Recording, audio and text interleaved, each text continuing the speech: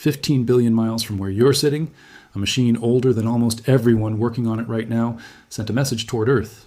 A message that spent 22.5 hours crossing the dark before a giant antenna in the California desert finally caught it. And when the engineers unpacked it, their blood ran cold. It wasn't a photograph. It wasn't data. It was nonsense. A flat, endless, repeating stutter of ones and zeros, the digital equivalent of a dial tone, coming from the most distant object human beings have ever built. The spacecraft was still alive. It was still listening. But whatever was left of its mind had somehow come apart. And for 5 months, some of the best engineers on the planet genuinely did not know if they would ever get it back. Let's deal with the title first, because I owe you the truth before anything else. 3 minutes ago, nothing happened. Nothing from the spacecraft has ever reached us in 3 minutes, nothing ever will. It is so far away that a signal leaving it right now at the speed of light, the fastest thing that exists, will not arrive here until nearly a full day from now. The moment everyone feared was the end didn't happen 3 minutes ago. It happened on November 14th, 2023. And the reason I'm telling you about it is that what came next is, without exaggeration, one of the most extraordinary rescues in the history of engineering. A repair performed on a dying 1970s computer across a gulf so vast that every single question the team asked it took 2 days to answer. This is the story of Voyager 1. And here's what I want you to hold on to for the next 20 minutes, because it's the thread that ties the whole thing together. By the end, you'll understand exactly what that meaningless signal actually was, and what had physically broken inside a machine no human hand can ever reach again. You'll understand how a small team talked it back from the brink. And you'll understand why, even after they won, even after they pulled off the impossible, there is a date coming, and it's coming fast, when Voyager 1 will fall silent for the last time, forever, while still flying at 38,000 miles an hour into the space between the stars. There's no fixing that one, but we'll get there. First, you have to understand where this machine came from, and how absurd it is that it's still talking at all. Rewind to the summer of 1977. On September 5th, a rocket lifted off from Cape Canaveral carrying a spacecraft about the size of a small car, bristling with instruments, a big white dish antenna, and a strange golden phonograph record bolted to its side. Its twin, Voyager 2, had already launched 2 weeks earlier, and the mission they were built for was, by today's standards, modest and finite. Fly past Jupiter, fly past Saturn, study those giant worlds and their moons, and be done in about 4 years. That was it. 4 years. The engineers who built these probes designed them to survive the radiation of Jupiter and the cold out to Saturn, and then, as far as the mission was formally concerned, their job would be finished. Nobody sitting in that control room in 1977 was seriously planning for what these machines would still be doing in the 2020s, because the idea was almost science fiction. But the Voyagers had a rare gift of timing. The outer planets had lined up in an arrangement that happens roughly once every 175 years, a cosmic alignment that let a single spacecraft slingshot from one giant world to the next, stealing a little orbital energy from each to fling itself onward. Voyager 1 rode that chain past Jupiter in 1979 and Saturn in 1980, sending home the first close portraits of storms wider than Earth, of moons with erupting volcanoes and hidden oceans, and then it just kept going, out past the orbit of the last planet, out through decades of empty space, until, in 2012, it did something no object made by human hands had ever done. It crossed the invisible boundary where the sun's influence finally gives way, and slipped into interstellar space, the actual medium between the stars. A 4-year mission had become a 47-year one, and counting. To keep it going, a small, fiercely dedicated team at NASA's Jet Propulsion Laboratory has been nursing this aging machine for decades, and to understand the crisis that nearly ended it, you have to feel the distance involved, because the distance is the whole problem. Voyager 1 is now more than 15 billion miles away. That number is so large it stops meaning anything, so let me anchor it. Light, which crosses the gap between the Earth and the Moon in a little over a second, takes 22.5 hours to travel one way between us and Voyager 1. Send it a command, and you wait almost a full day for it to arrive, and then almost another full day for any reply to come back. 45 hours, round trip, for a single exchange. In fact, by November of 2026, the spacecraft will be a full light day away, meaning a message will need an entire day just to reach it. Every conversation with Voyager 1 is a conversation conducted across the length of 2 sunrises, and the thing you're talking to on the other end is a computer from the Nixon era. Voyager carries 3 onboard computers, all designed in the 1970s, and the total memory available to run this interstellar explorer is a tiny fraction of what sits inside the key fob in your pocket. One of those 3 computers is called the Flight Data Subsystem, the FDS, and its job is simple but essential.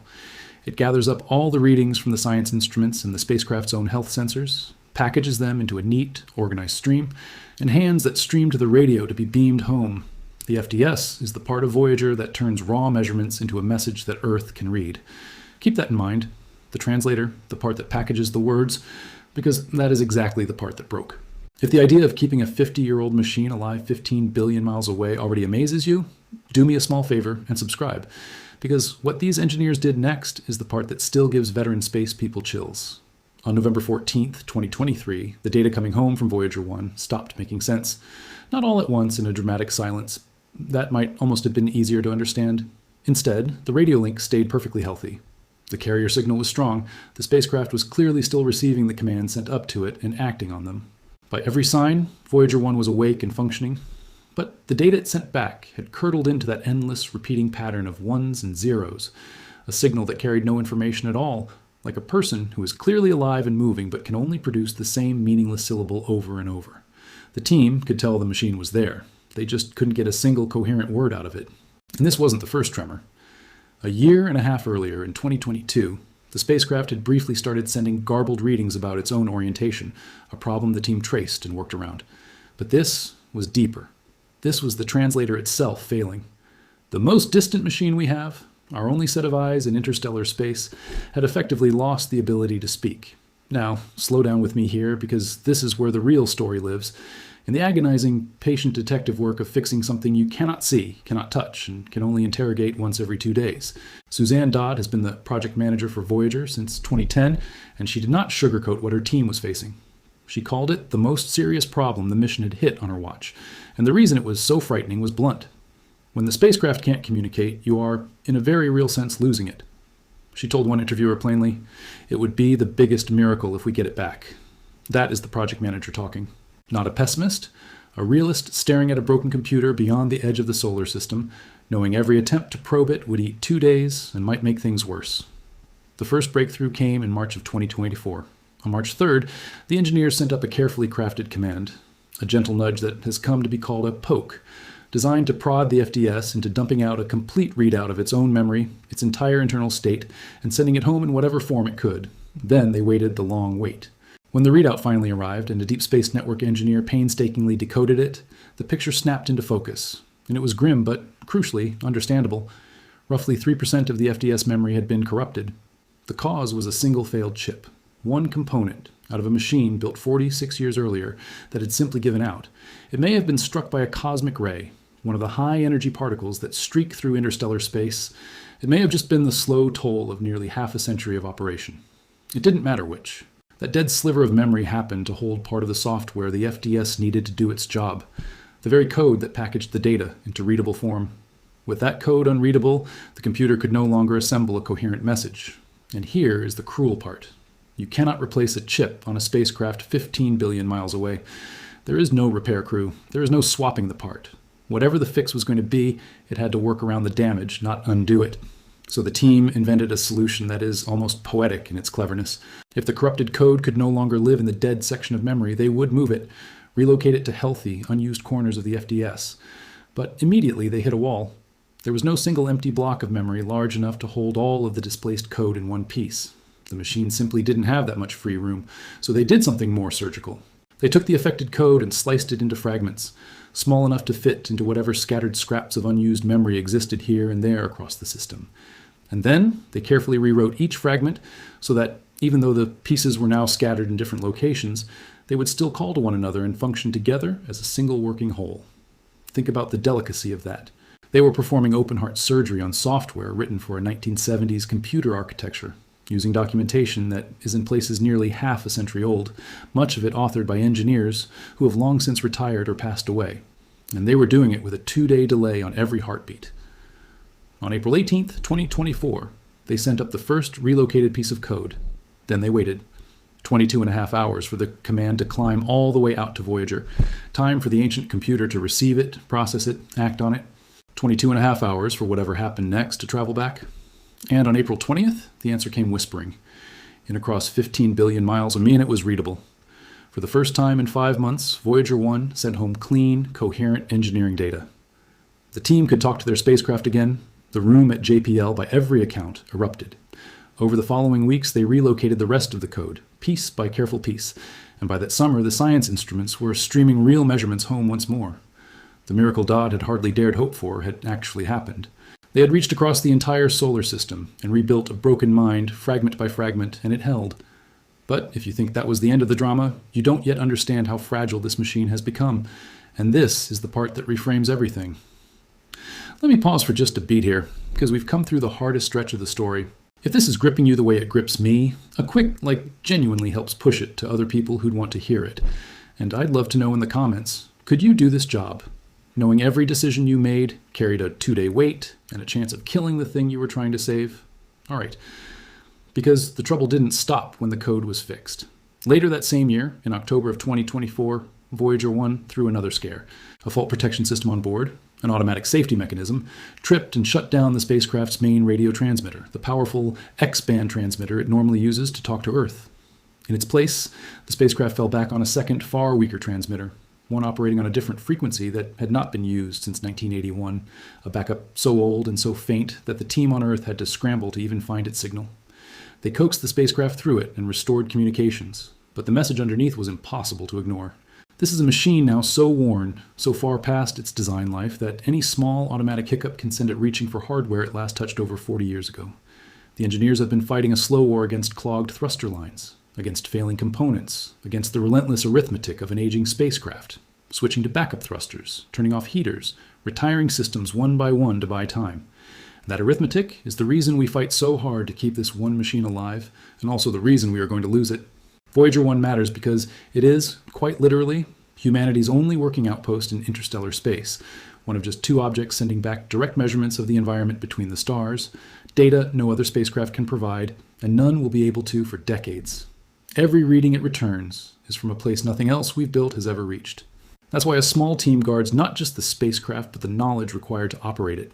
The deep, specialized understanding of a 1970s system deliberately kept alive in the minds of a handful of people, because the moment that expertise is gone, the spacecraft is truly unreachable even if it's still flying.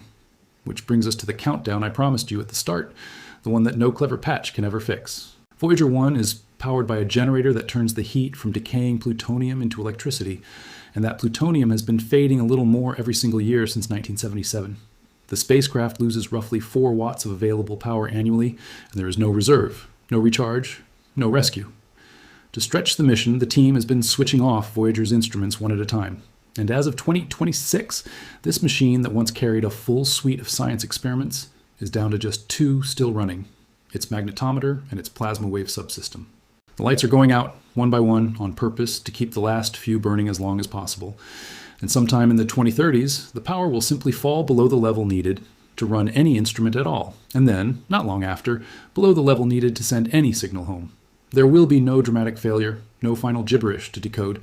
The voice will just get fainter, and then one day the antennas in the desert will listen at the appointed hour and hear nothing but the background hiss of the universe.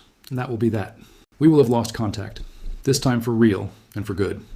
But here's the thing that turns this from a sad story into something closer to awe. Losing contact is not the end of Voyager 1. It's only the end of the conversation. The spacecraft itself will not stop. It will keep coasting outward at 38,000 miles an hour, silent, dark, and unpowered, carrying that golden phonograph record bolted to its side, a record engraved with the sounds and images of Earth, a baby's cry, birdsong, greetings in 55 languages, music from across our world, instructions for how to play it, assembled in 1977 as a note from humanity to whoever or whatever might one day find it. That record was built to last 1 billion years. And Voyager 1 will carry it, long after its final transmission, long after the JPL team has moved on, long after, in all likelihood, every one of us is gone. In about 40,000 years, it will drift within a couple of light years of another star. It will keep going for tens of thousands, hundreds of thousands, millions of years, a tiny, patient ambassador, falling through the dark, still holding the memory of the people who made it, and then, one quiet day in the 2030s, could no longer hear it answer. So the next time you see a headline about a spacecraft going quiet, remember what that silence actually costs, and what it doesn't. We nearly lost Voyager 1 in 2023 to a single broken chip, and a handful of brilliant, stubborn people reached across 15 billion miles and saved it with fragments of rewritten code. They bought it years. They could not buy it forever. And that, in the end, is the most human thing about this whole story. The refusal to let go of the thing we sent out into the dark, right up until the moment the dark finally takes the last of its voice. If you rode this all the way to the edge of interstellar space with me, you're exactly the kind of person this channel is built for. So subscribe and switch on notifications, because when Voyager sends its next surprise, or when that final signal finally fades, we'll be here to mark it. And I want to hear from you. Which part hit hardest? The moment the spacecraft's data turned to meaningless static, the discovery that a single dead chip 15 billion miles away was the culprit, the engineers slicing 1970s code into fragments to route around the damage, or the quiet countdown to the day we lose its voice for good. Tell me in the comments. And if you know someone who thinks space exploration is all launches and landings, send them this, because some of the bravest work we've ever done happens in a quiet control room, 2 days of waiting at a time, trying to keep one fragile ancient voice speaking to us from the far side of everything we know,